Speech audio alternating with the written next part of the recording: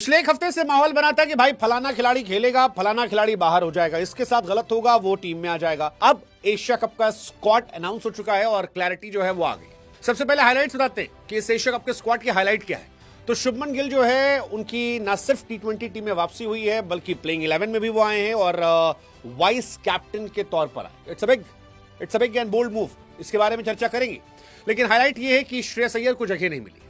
Highlight ये है कि वो जायसवाल जिनकी परफॉर्मेंस बाकी सभी खिलाड़ियों से कहीं ज्यादा बेहतर रही है इंटरनेशनल T20 में, उनको भी जगह नहीं दी गई। जसप्रीत बुमराह हैं, अक्सर, कुलदीप, वरुण स्पिनर के तौर पर है, हर्षित का सिलेक्शन हुआ है, अर्शदीप और बुमराह बाकी पेसर हैं, प्रसिद्ध कृष्णा या सिराज को जगह नहीं मिली है। संजू सैमसन हैं लेकिन ऐसा लगता है कि प्लेइंग 11 का हिस्सा नहीं हो, वो सेकंड विकेट कीपर बन जाएंगे क्योंकि मेरे हिसाब से जितेश शर्मा न सिर्फ विकेट कीपर के तौर पर खेलेंगे बल्कि प्लेइंग 11 का हिस्सा होंगे। ये ओवरऑल कहानी है।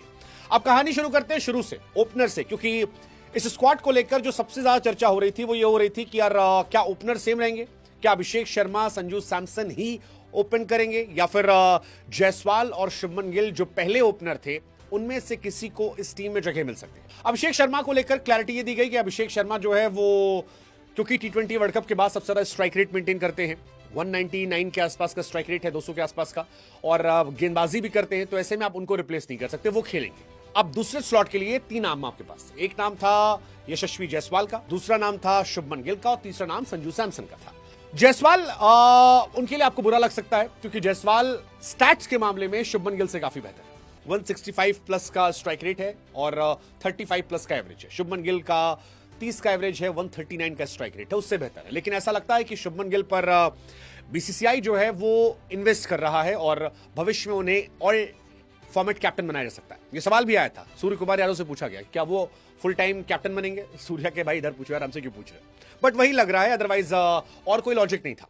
शुभमन गिल को लेकर मैंने पुराने वीडियोस में कहा था केवल 2 कहानी हो सकती है, एक वो टीम में नहीं होंगे, उनकी टीम में जगह नहीं बनती है, या फिर वो आएंगे वाइस कैप्टन के तौर पर और सीधे प्लेइंग 11 में खेलेंगे। और यही हुआ है, या तो उनकी जगह नहीं बनती जो कि लॉजिकली नहीं बन रही, या फिर बीसीसीआई उनके टैलेंट को इतना बैक करता कि नहीं ये once in a generational player है, हमें इस प्लेयर पर बहुत ज्यादा भरोसा है और हम ये मानते हैं कि लड़का हमारा फ्यूचर का कैप्टन है, इसलिए हम इन्वेस्ट कर रहे हैं और इसलिए चाहे जायसवाल हो या संजू सैमसन हो हम उनको साइड कर रहे हैं। अदरवाइज कोई लॉजिक नहीं है। जायसवाल मैंने पहले भी कहा स्टैट्स में बेहतर है, 36 का एवरेज है, शुभमन गिल के 30 के एवरेज से बेहतर है। शुभमन गिल और जायसवाल के स्ट्राइक रेट में काफी ज्यादा फर्क है। शुभमन 130 से 40 के स्ट्राइक रेट पे खेलते हैं, जायसवाल 160 से 180 के स्ट्राइक रेट पे खेलते हैं, तो जमीन आसमान का फर्क है। शुभमन T20 का हिस्सा नहीं रहे हैं लेकिन स्ट्रेट आए हैं, वाइस कैप्टन बने हैं और बैटिंग ऑर्डर में इसकी वजह से काफी चेंजेस होने वाले, क्योंकि इसका सबसे बड़ा असर यही होगा कि संजू सैमसन की जगह नहीं बनेगी। मैं ये मान के बैठा हूं कि संजू सैमसन शायद अब प्लेइंग 11 का हिस्सा नहीं है, unless and until Jaiswal, unless until Shubman या अभिषेक में किसी को ड्रॉप किया जाता है, तबियत खराब होती है। ये आप मान के चलो, ये पॉसिबल नहीं है। शुभमन को ऑल फॉर्मेट कैप्टन इंडिया शायद बनाने वाली है और इसी वजह से ऐसा हो रहा है। शुभमन गिल स्टैट्स अगर T20 की बात की जाए तो 21 मैचेस में 578 रन है, 30 का एवरेज है, 139 का स्ट्राइक रेट जो मैंने कहा, और अगर शतक हटा दे तो 22 का एवरेज है, 132 का स्ट्राइक रेट। सो T20 में अब तक वो एवरेज रहे। हालांकि ये बातें शुभमन गिल को लेकर टेस्ट क्रिकेट में भी कही जा रही थी।